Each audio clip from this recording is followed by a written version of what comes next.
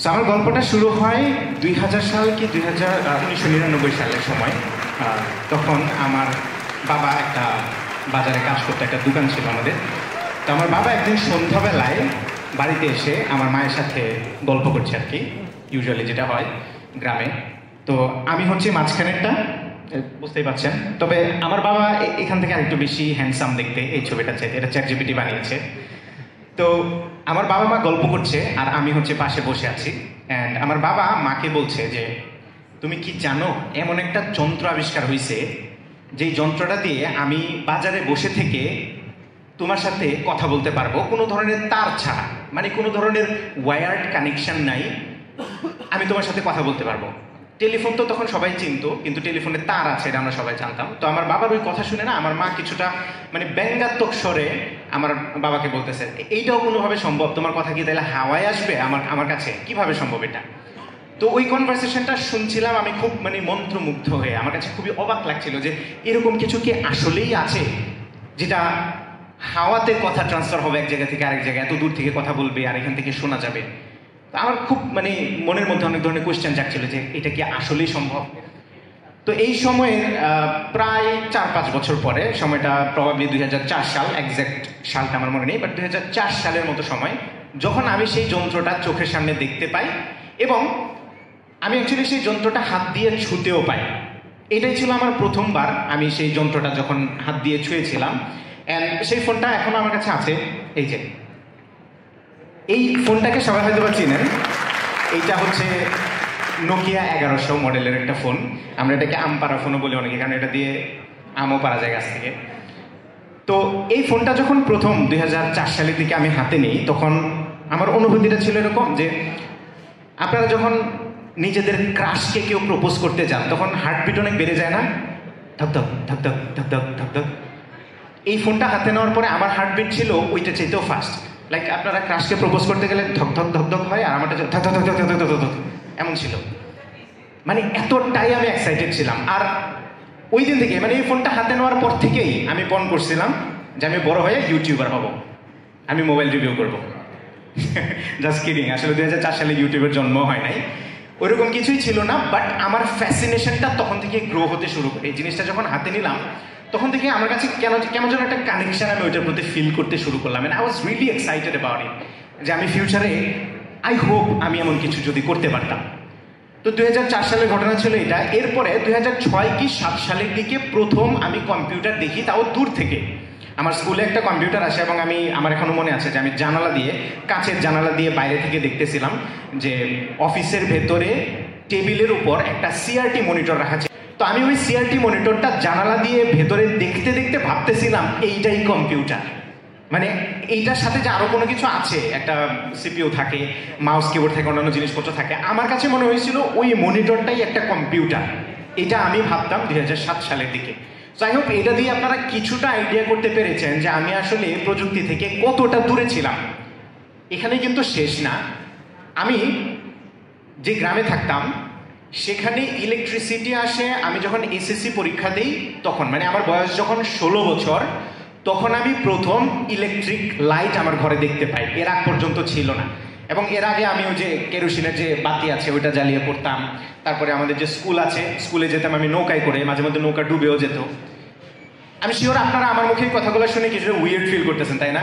যে সোহাগ ভাইয়ের মতো এরকম ইয়াং একটা মানুষ যেসব কথা বলতেছে, এগুলো তো ইউজুয়ালি আমরা আমাদের দাদি নানিদের মুখে শুনি, যে হ্যাঁ আমরা এত কিলোমিটারের পর কিলোমিটার হেঁটে স্কুলে যেতাম, আমাদের ইলেকট্রিসিটি ছিল না, আমাদের হচ্ছে নৌকায় যেতে হতো। এসব কথা আসলে সচরাচর ইয়াং পিপলের মুখে আমরা শুনি না। বাট আমার বাস্তবতাটা ওটাই ছিল, কারণ আমি যে গ্রামে বড় হয়েছি বা যে গ্রামে আমার জন্ম হয়েছে সেই গ্রামটা একটা আইল্যান্ডের মতো জায়গায়, মানে মেইনল্যান্ড থেকে বিচ্ছিন্ন। মেইনল্যান্ড থেকে বিচ্ছিন্ন হওয়ার কারণে সেখানে ইলেকট্রিসিটি পৌঁছাতে এতদিন সময় নেয়। আপনারা কেউ কি নিকলি হাওরের নাম শুনেছেন? হ্যাঁ, অনেকে হয়তো বা শুনেছেন। তো নিকলি হাওরেরই মাঝখানে একটা গ্রাম যেখানে আমার জন্ম হয়েছে, যে কারণেই মূলত ইলেকট্রিসিটি এত দেরি করে আমি পেয়েছি।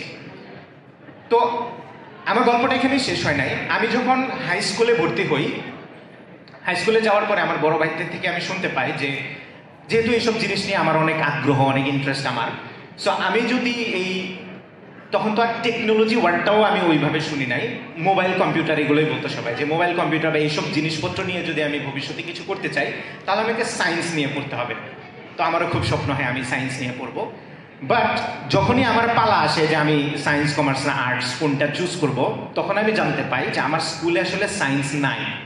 মানে আমার স্কুলটা যেহেতু অজপাড়াগাঁয়ে ছিল, সায়েন্সের কোনো টিচার নাই, যে কারণে আমার কাছে দুইটাই অপশন ছিল, ইদার বিজনেস স্টাডিজ অথবা আর্টস।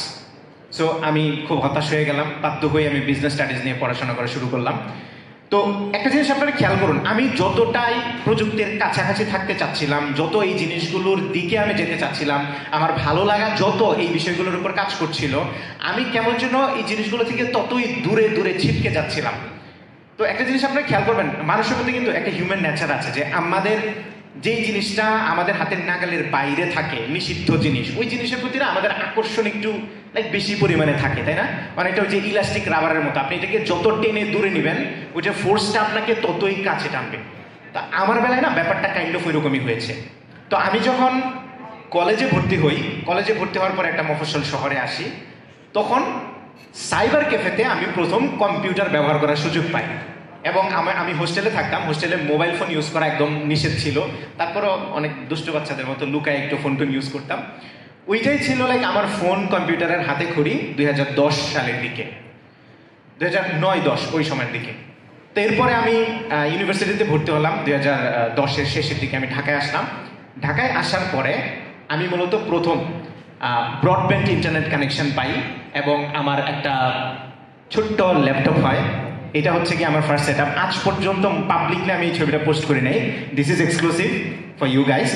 এবং ইভেন আমার ফ্যামিলির কেউ এই ছবিটা এখনো পর্যন্ত দেখেন নাই, ইনক্লুডিং মাই ওয়াইফ। এটাই হচ্ছে আমার প্রথম সেট আপ, আমার ল্যাপটপ, যেটা ভাঙা ছিল ওই পাশে, আমি ছবিটা তোলার আগে ঢেকে নিয়েছি।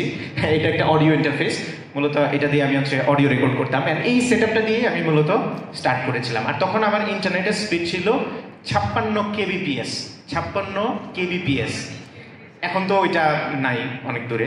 তো ব্যাপারটা এরকম ছিল যে ইউটিউবে কোনো ভিডিও দেখতে হলে সকালবেলা আমি ভিডিওটা প্লে দিতাম, প্লে দিয়ে ক্লাসে চলে যেতাম, ক্লাস থেকে বিকেলবেলা এসে দেখতাম যে ভিডিওটা পুরোটা লোড হয়েছে, তারপরে ওটা দেখতে পারতাম, আদারওয়াইজ বাফার হতো, এত সময় লাগতো।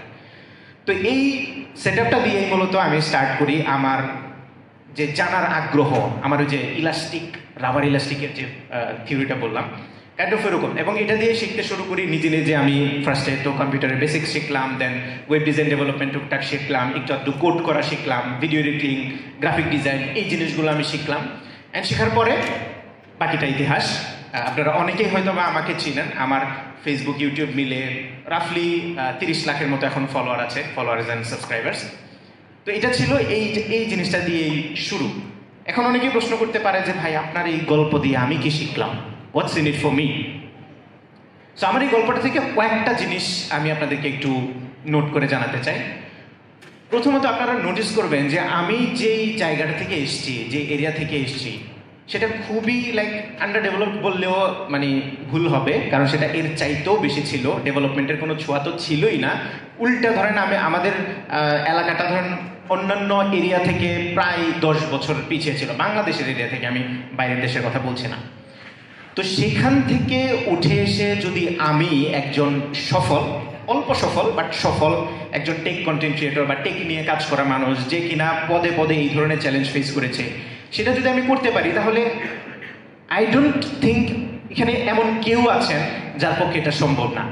দেখুন, আমি কোনো সস্তা মোটিভেশন দিচ্ছি না, এখানে কিছু পয়েন্ট আছে যেগুলো আপনারা একটু নোট করবেন, তাহলে দেখবেন যে এটা আমাদেরকে একটু ভাবাবে।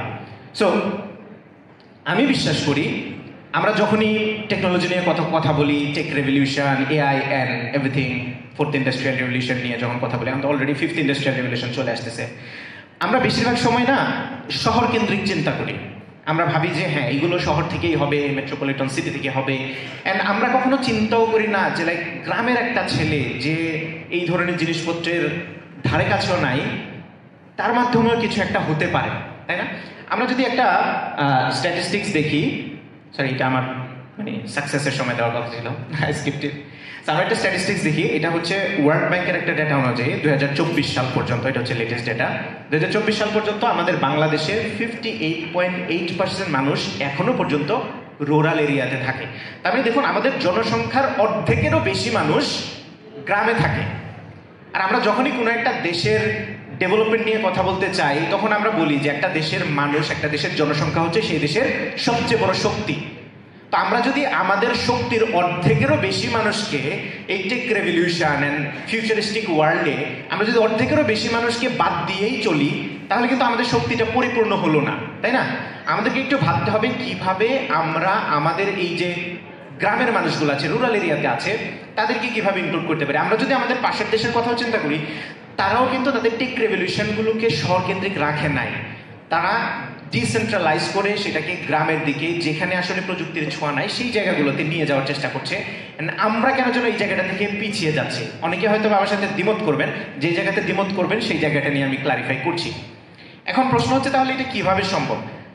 দেখুন, আমাদের গ্রামে গঞ্জেও কিন্তু এখনো পর্যন্ত আমরা দেখি ট্যালেন্ট আছে, ট্যালেন্টের স্পার্ক।